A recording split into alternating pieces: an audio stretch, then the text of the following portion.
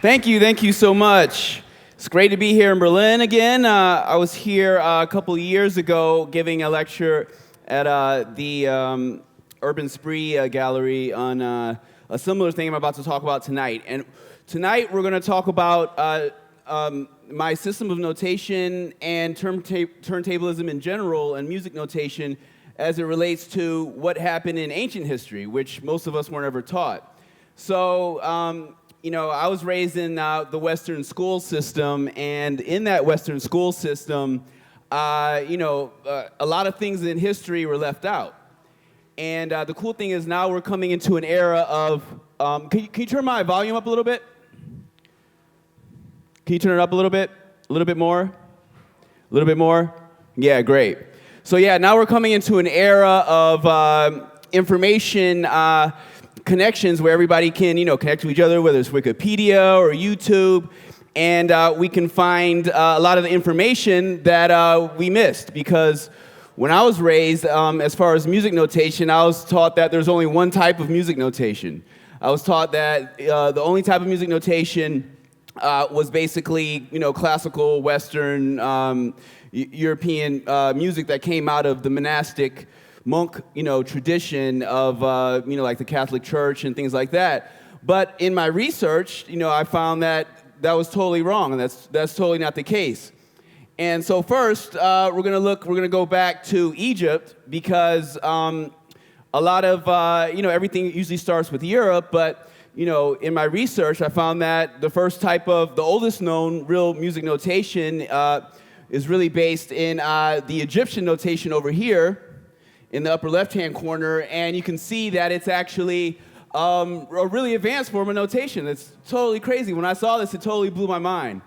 I couldn't believe it when I saw it, and a woman named Teresa Sauer, she released a book called Notations 21, honoring John Cage's earlier notations book. But and she released that book, and if you try to buy that book now, it might be like $2,000. Every time I give a lecture and I talk about this book, the price increases like, $1,000 every time. And so yeah, in this book, she released this document that's an actual Egyptian music notation document, and you can see that the Egyptians, they were using circular nodes to represent sequencing, kind of like Fruity Loops. And then if you have like an interval or a chord, you see there's three circles, together, and then you can even see that somebody actually buffed over the words at the top, and they wrote Greek over it. If you look at the upper corner, you can see there's Greek written over the original, whatever they had written in Egyptian. And they were using volume as actual volume, which was really interesting as far as geometry is concerned. The size of the node represented the actual intensity of the volume, while the colors actually represented different notes. And you can see they have the scale all the way on the side, all the way here on the left. This scale right here, you can see that it's an actual, 12 half steps, and each one has its own different color. And, and that's an actual piece right there. And that just blew my mind when I saw that. So all these other examples on the screen are just to show, how, we have this modern technology, but there's a lot of ancient things that were happening that, that relate to that. And, some people even say that, a lot of it's kind of conspiracy theory, but some people say that, the Egyptians were able to use sound to do even other things like levitate, objects and things like that, which we're able to do now. More recently, we've just been able to levitate objects using just sound.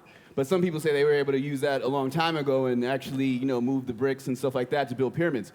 And so, and then also here in the lower right-hand corner, we have, this is an Egyptian calendar, kind of, and you see that it looks like turntables, right? It looks just like a bunch of turntables, and, Egyptian geometry was, really extensive and intense.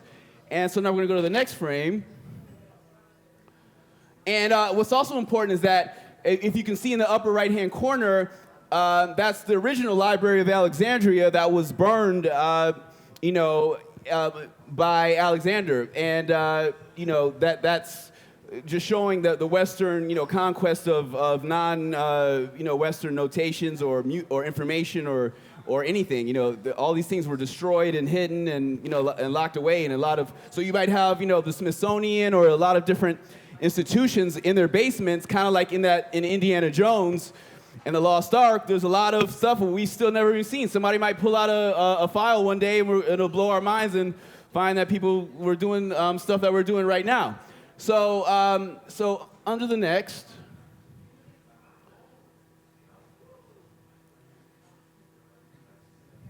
And then I found in my research in Tibet, but this was before the monastic Catholic tradition, they were using actual waves. And if you look right here, you can see these are actual waves. And in their Tibetan chants, they were just using waves to represent the rise and fall of pitch over time. And my system notation, TTM, the turntablist transcription methodology that I invented in 1999, is basically graphing the movement of the record over time. Very, very simple. And then anytime you have a click of the crossfader, it's a black dot. Or if you're trying to separate scratches, you're using open fader symbols. But all this stuff actually predated this wave notation right here. Predated the European notation.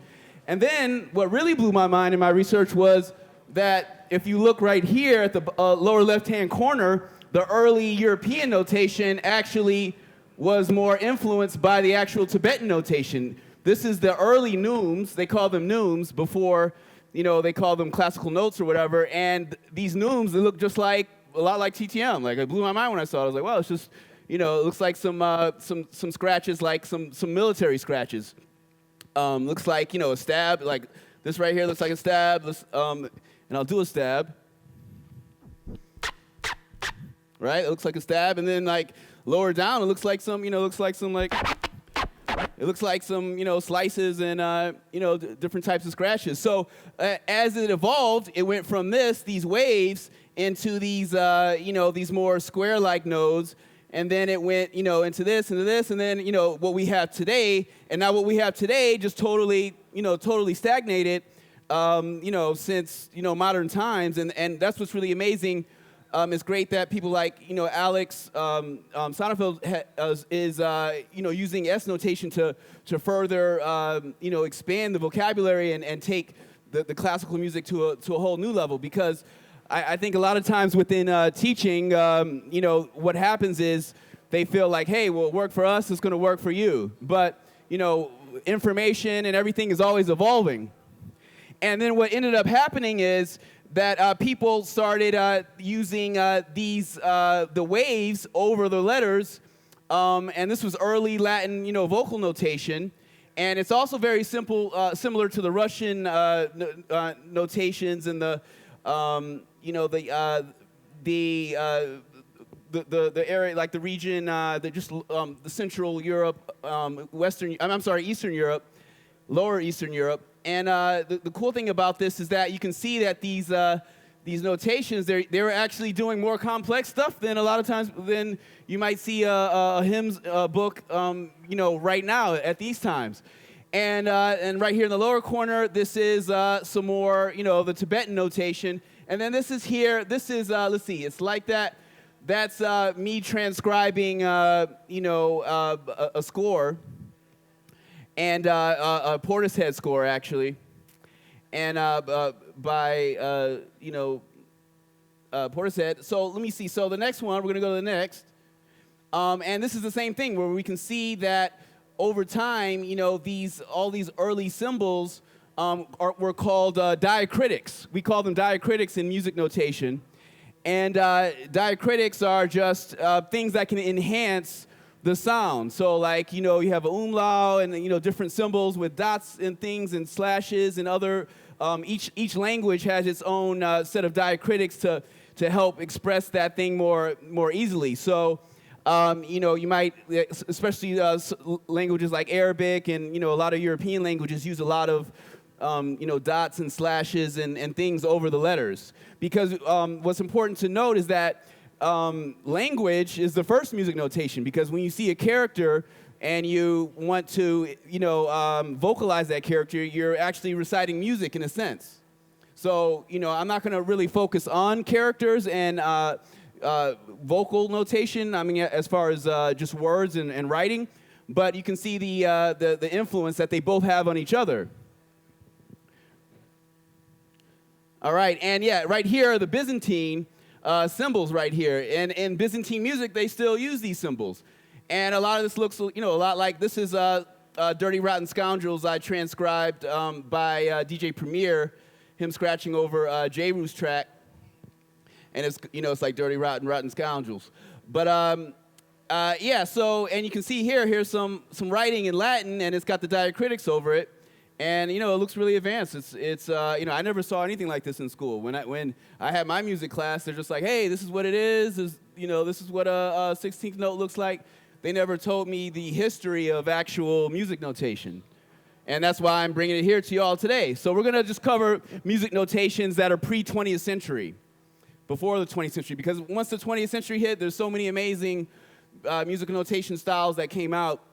And this is a recent find, and you'll see a lot of blogs will talk about this, and they'll be like, hey, we just found this new thing. It's 900. It's around the year 900. It's the oldest music notation, but it's not, because the Egyptian notation predates that. And, so that even shows that all these blogs are even, promoting the Eurocentric idea that only Europeans were able to invent, music notation.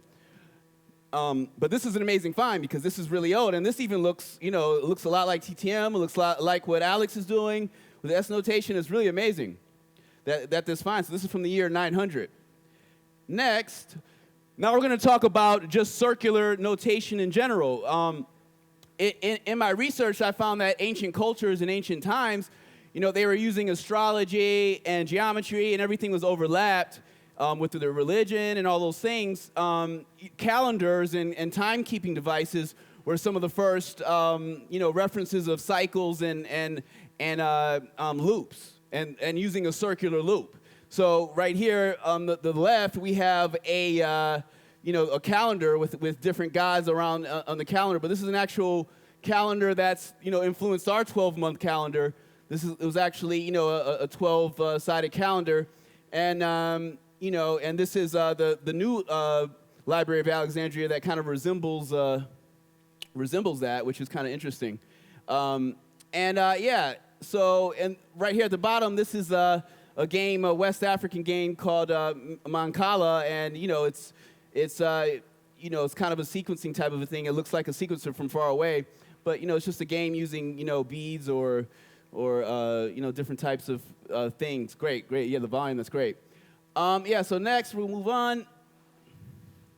So then in my research, I found this right here really blew my mind. This is a Yerba Nigerian digital witch notation. This was the witches and warlocks of Nigeria use this notational system. This looks a lot like looks like chromosomes. It looks like a lot of digital things. The early punch cards that we were using in the 70s and 60s and early 80s probably. And that really blew my mind. Seeing all that stuff. Right here at the upper right hand corner is that same system. This is the Yoruba digital notation. And what's interesting about Yerba is that there's 500 words in Yoruba that are exactly the same as ancient Egyptian. So as of today, Yoruba is the closest related language to ancient Egyptian. So a lot of the high priests, when Egypt fell, a lot of them went to West Africa and went to Nigeria specifically. And now they're one of the richest nations in Africa. So now we're going to go to this bottom corner. This is a drum notation, a circular drum notation that is used in West Africa, and we can see here that what they have is they'll have a drummer, they'll have a drum circle, and then they'll have people do certain rhythms, and those people, and maybe another drummer there'll be a master rhythm, and then there's slave rhythms, a lot like MIDI, and the drummers will control each other, and they're doing like they have ciphers where they're doing circular patterns, but then somebody else has to do the other person's pattern, or the master drummer can control other people's patterns. So that's what all these like converging circles are. And that's also the Egyptian flower of life. If you look right here in all the way to the left, that's a picture of like the flower of life. You might see a lot of tattoos like that. This is a Dogon symbol at the center of the screen.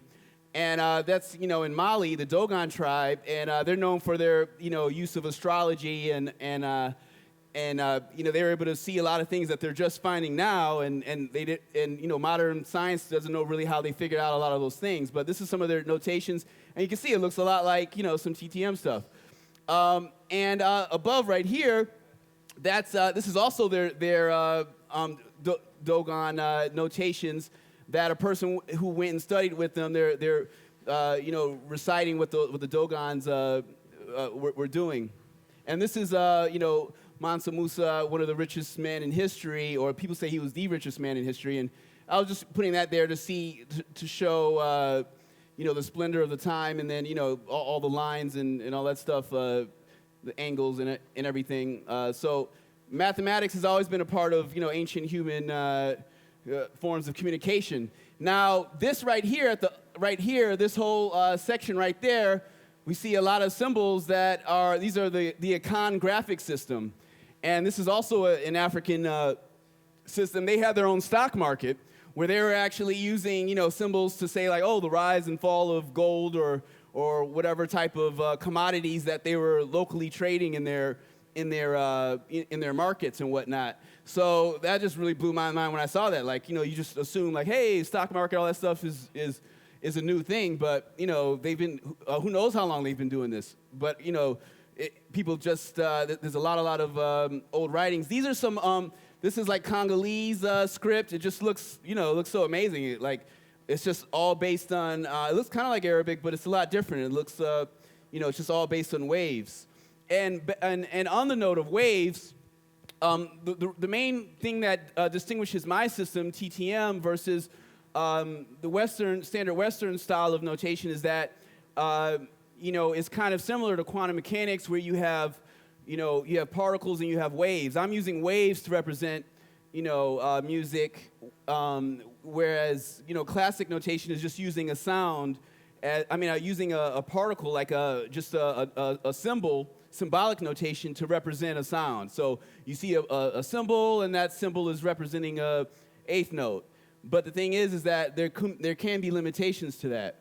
But both things can work better for certain instruments. Like I personally believe, Anthony Braxton, an experimental jazz saxophonist who won the MacArthur Grant, he once said that every instrument should have its own notation.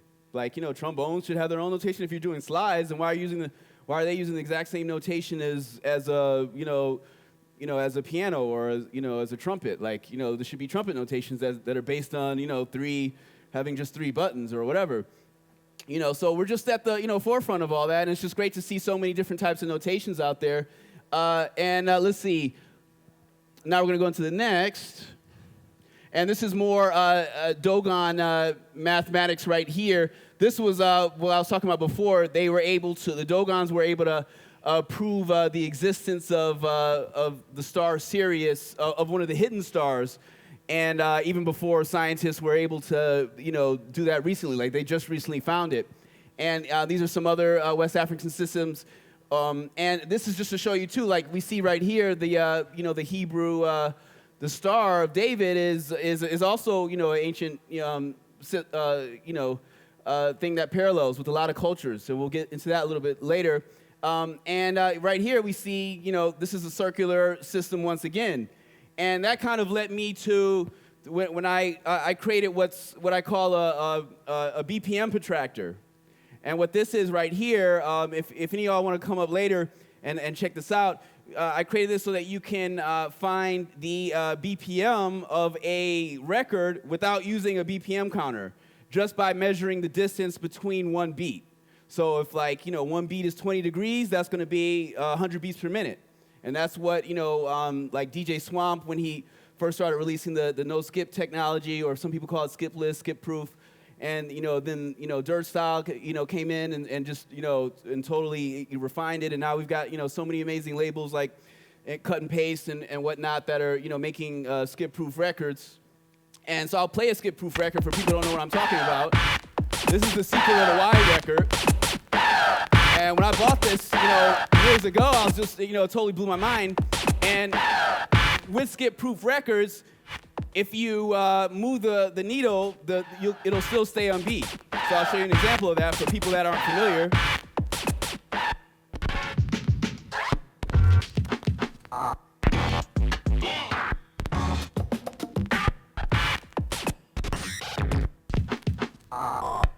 All right, so it's always going to stay on beat. No matter where you put the needle, it's always going to stay on beat because it's designed mathematically. This one in particular is at 100 beats per minute, and that's designed so that it's always going to just keep looping like that, and it's never going to go off beat. All right, so now we're going to go to the next, and we're going to move a little bit faster. Now back to the ancient Hebrew stuff right here. These are some Hebrew characters. Each character in Hebrew, represents a number as well as a vocal sound. And what's interesting, too, about that is that, so you see a connection with mathematics. The movie Pi kind of, I recommend everybody sees that. That movie kind of touches on that. And we see right here, there's a bunch of notational systems that look a lot like TTM. Like this looks like an upside down, baby scratch or something right there. These looks like, it looks a lot like TTM. That's why I have some, images of TTM and stuff right here. And what's also interesting is that, just to see the cross-pollination of cultures, there's actually a number of Japanese and Hebrew connections as far as characters. These are characters that are the same in Japanese as they are in Hebrew. Not a lot, but there's a number. And Japanese is an amalgamated language that has a lot of, they're always bringing in new vocabulary, but they've been doing that for a very long time. And this kind of relates to the idea of isolationism versus diffusionism. And what we were taught in school is isolationism, that in ancient times, everybody was in these separate little tribes and they weren't communicating with each other. And, and now we're all together and people are communicating. But that's the isolationist theory. But diffusionism is the idea that, hey, people are always, communicating with each other. And, one person could walk from here to, South Africa, or they could walk to, China from here, or, take a raft, and walk. So, but from all these ancient, writings, we see that obviously people were interacting with each other. These are some Mende scripts. A lot of the Z tribe from the ancient Black Chinese Z tribe from China had a lot of connections with the Olmecs. They came from archaeologists are finding that they were coming from Asia, coming into the Americas, and these are some Mende scripts from West Africa, and a lot of some Mende. There was some Mende overlap with ancient American Olmec culture, so they were going back and forth. And then this really blew my mind too when I found out that there was a whole other type of notational system by the Tamil culture in Sri Lanka. We have artists like MIA that are she's from Sri Lanka, and this notation system right here, it looks like kind of like Egyptian cartouches turned to the side. This was actually their music notation system. This right here is also a system from Mongolia. There's a whole other type of music notation system, and that blew my mind. I was like, there's so many systems, how come they just, even if you go to colleges, most advanced college programs, they're not showing you the Mongolian music notation, the Tibetan music notation, Tamil music notation, but through the internet, you can find it all. So this is like maybe 5 years of research. Right here, this is just general Sumerian, the first writing we know of human, history of the first writings of their symbols of cuneiform, that led to all of our forms of writings that we use today, like this right here. This is actually a music, score from Sumeria from way back. And this right here is another West African. It's not a music system, but this is actually just a writing system, and it just looks, looks really out there. Looks kind of like some TTM stuff and some music notations. And here we go. Now we're into we're back to the Tibetan notations right here. There's some more examples, and these are some more of the diacritics that are. You see how these each of these things have different slants. You see that in this Mongolian. They're saying that's either from the 19th century from either Mongolia or Tibet, we can see that they're using really advanced slants. And here are diacritics in Arabic as well, where you see different symbols above that in a lot of the more complex books. And these are some more diacritics up here. These are like, you see some Russian written up there. These are Byzantine symbols. So in the Byzantine era, they were doing a lot of that. And this is from Sumeria as well. This was me transcribing the Diggable Planets Ninth Wonder song, but just look kind of similar. So that's why I put those parallels in there. And I'm going to move fast. And this is some more of the Byzantine diacritics being used. And you see all these slashes. Now this is a cool system called Scratch Graphique, and that's from France. This is a scratch notation system that came after TTM. And it's really cool because it looks a lot like a lot of the Russian stuff.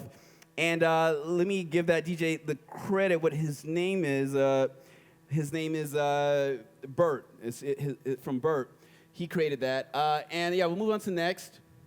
In Indian notations with tabla notations, they have a whole complex system of notating the tabla music and the vocal inflections, which is kind of like scratching too, with a lot of the and beatboxing and the overlapping of basically scatting, because I was just explaining to a friend last night that a lot of turntablism is kind of like scatting.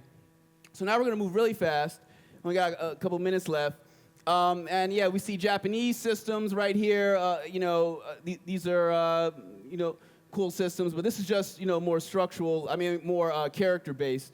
I'm just showing here. And here's a actual circular disc from Crete that actually has symbols, characters kind of spiraling around a lot like a vinyl. And that was kind of interesting. And this right here looks like a drum machine. And if you want to find all the names and the dates, you can go to the website, ttmacademy.org. And this is another Sumerian tablet. And that just kind of blew my mind that, to see these circular discs and all these things that look like a lot of different modern technologies. This is one of the oldest instruments found from thousands and thousands and thousands of years ago. And yeah, these are just some more systems from the past couple hundred, 500 years. And let's keep moving forward. We have the Ogham scripts, the ancient Ogham scripts from Ireland. This was the original. This is a rendering of the Yorkshire woman, who's the oldest woman from the oldest woman of the UK. But they won't teach this in school because some people are teaching. If you look up, and there's been an uproar because due to imperialism and colonialism. They don't want to teach that the first woman from the UK was black, and this was an actual rendering that the Yorkshire Museum did.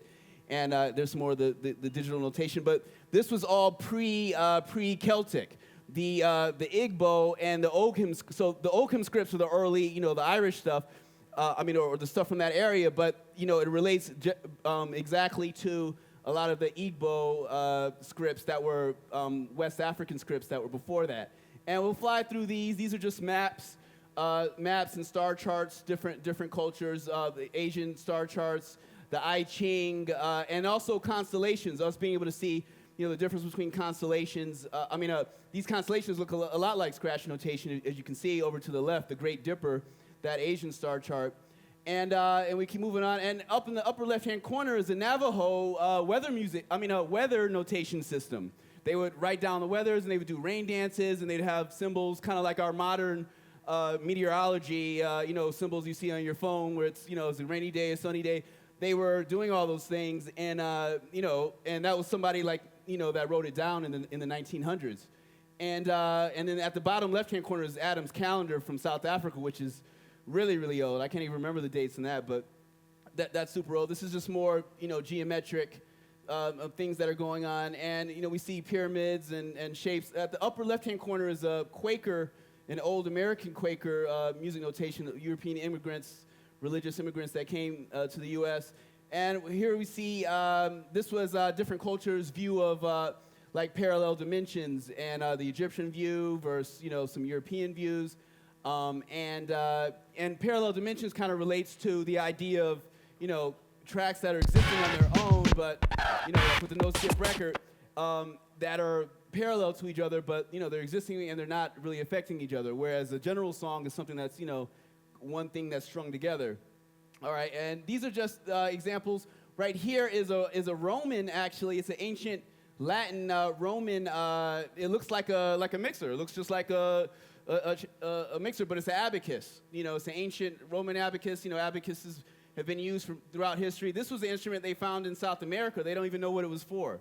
They still haven't figured out, or maybe they do know, they're just not telling us. And so yeah, this is timekeeping devices, ancient timekeeping devices. With all of our equipment now, we're always dealing with timekeeping. These are water clocks, and these are just different types of clocks, the ancient and systems of counting and numeration, as you can see, Mayan versus Chinese, all these different ones. Now this was like the first sketch that I did of the vortex. Before I created this, these were the first sketches of just creating, starting with a circle and then expanding into different higher dimensions for like triangle, 3-sided, a square is 4-sided, pentagram, 5-sided, hexagon, 6-sided, like just that's what that chart is doing right there, the geometry vortex, and then just paralleling that with the Mayan calendar and their systems of really, really complex systems of mechanics and notation. This is a German, one of the famous German artists, Albrecht Dürer, and these are his designs, his notations, and all these things are amazing. And what's also interesting about Albrecht Dürer that I especially want to say here in Germany is that his family came from Eastern Europe, and they actually had to buy a Moorish, a black European, seal, and they bought the last name Dürer. They had like an Eastern European last name, and Albrecht Dürer actually, his father actually changed the name to a black German name. But when Queen Isabella expelled all the non-whites in 1492, all that history was erased, and most people don't realize that there were heterogeneous populations, meaning people of all different races living here in Europe before modern times. It wasn't just like, people just started immigrating here. There were always Asian and African people here in Europe. Okay, so in closing, these are just more charts, more crazy designs. We have dance notation from the 1700s, the overlap of French and Haitian culture and the African traditions of writing on the ground, and you can see like they were actually writing music notations, on the ground and making books like that. That book up in the left-hand corner is actually the breakdown. The whole breakdown was actually a slave dance that was just called the breakdown from the 1800s, and now we use that term in turntablism and all that stuff. So the dance notations, fencing notations, that's Da Vinci, color notations, and this is Jamnitzer. And look, you can see this kind of parallels to if you see a needle close up, it looks a lot like his designs, like all his designs. He already made all the designs that we're just getting into now, like even with Buckmaster Fuller and all these things, kind of owe all that to Jamnitzer. This is, the last thing I have to say is animation and vinyl, we can use vinyl to actually animate as well. And as we see here, these are kind of the history of animation and zoetropes and things like that. Camera obscura, we're using cameras right now. The turntablists are using everything, especially turntablists like myself that are focused on straight to YouTube turntablists, and I'm not worried about clubs. And then this is the last thing I have to say is upper left-hand corner is the first book called the Book of Optics. That was the first book on angles and things like that. And that was a Islamic writer, and all that's kind of been suppressed. And and lastly, we got holograms, MIA hologram, Tupac hologram, but they were using holograms before the 20th century. And even the French government right here was using holograms with their military to try to scare people. Like, that's a big hand in the darkness, and they were trying to use holograms to scare people, and that's it. And all this, you can get through, and I'm releasing this all in a book called Pre-20th Century Arts and Sciences, so it's kind of a look at all arts and sciences as it relates to turntablism.